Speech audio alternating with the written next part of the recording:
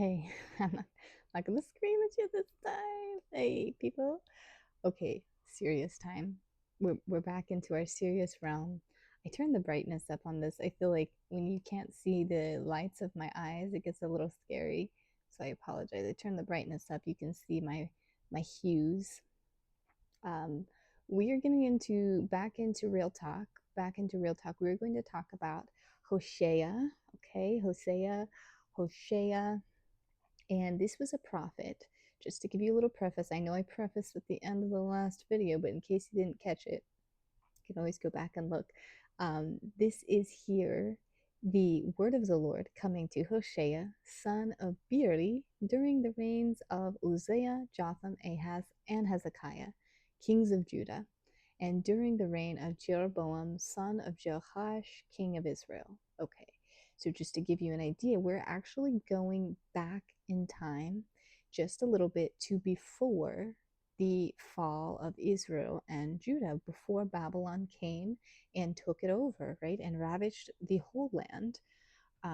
So we're going back because this question is popping in our heads, right? As we're talking about this new earth, as we're talking about the ascension of earth and the great and terrible day and the judgment, right? How did we get to this point?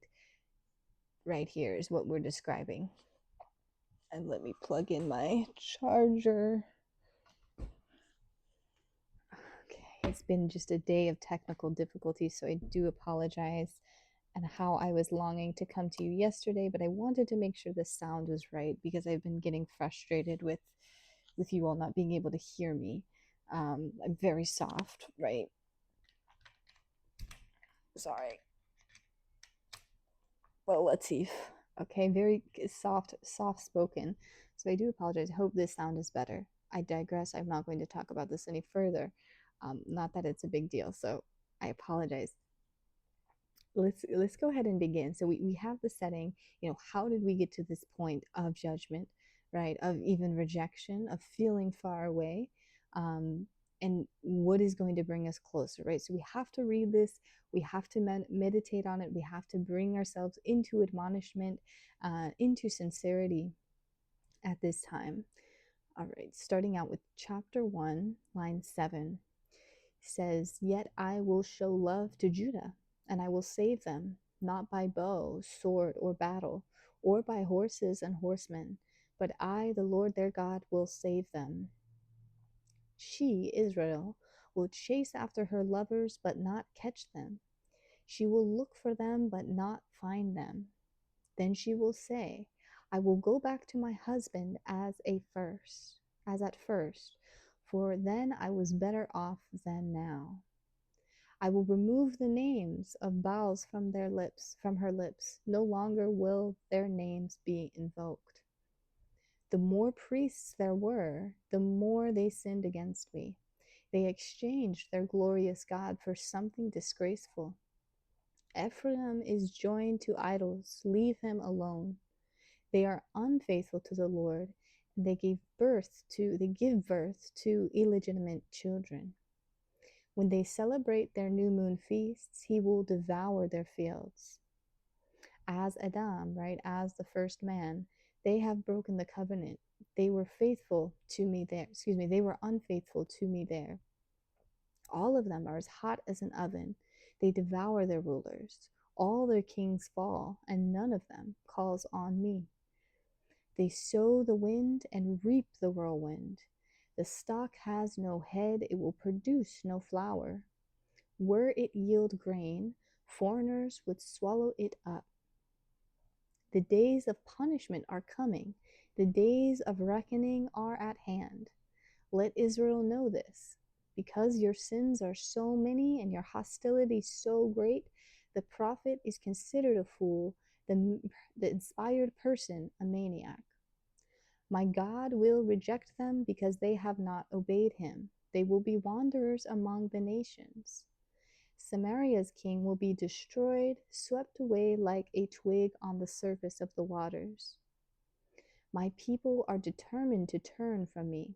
Even though they call me the God Most High, I will by no means exalt them. The merchant uses dishonest scales and loves to defraud. So I will be like a lion to them, like a leopard, I will lurk by the path. Return, Israel, to the Lord your God. Your sins have been your downfall. The people will dwell, just pause, okay, the sins have been your downfall, and then the new leaf is turned. People will dwell again in his shade. They will flourish like the grain. They will blossom like the vine. Israel's fame will be like the wine of Lebanon. Okay, so these are the warnings, right, of God through the prophet Hosea. And again, this is right before Israel and Judah falls. This is right before Babylon takes over. So we're asking ourselves, how did we get to this point? This is exactly how we got to this point, right? It was not necessarily lawlessness, because there were governments, there were rulers, there were kings, there were structures, there were settlements that were governed, but the attention to God, right, was not there. There was no attention. There was no focus. There was no focus, and we focused on all of these other things. And how familiar does that sound, right? We focused on all of these other things all the time. We did go over all of this quite at length before, right? The modalities, right, at which where our focus lies, right, where our attention lies. We went over this all at length. So reading this, we feel the admonishment, right? We feel the admonishment. We feel the direction that we will be needing to go in. There will really be no other option. There will be a point and there will be a time where there will be nowhere else to look. And I promise you this, okay? There will be nowhere else to look. We don't look to any idol, right? There will be no point. I'm telling you, like, even the need for I don't want to I'm not going to get into that. I'm sorry. I digress. I've spoken too much on this. So again, we're envisioning the after, right? We're actually reading about the after. We read about it before. We're reading about the after. We're envisioning the after. We're envisioning what the after will look like, and we focus and we pay attention to that, because that's all that there will be. And so I hope there is some excitement. I hope that there is some admonishment, right? We should feel sorrowful. We should feel truly repentant, truly repentant. If you even read the whole book of Hosea, you will understand, right? It is very serious. It's very serious.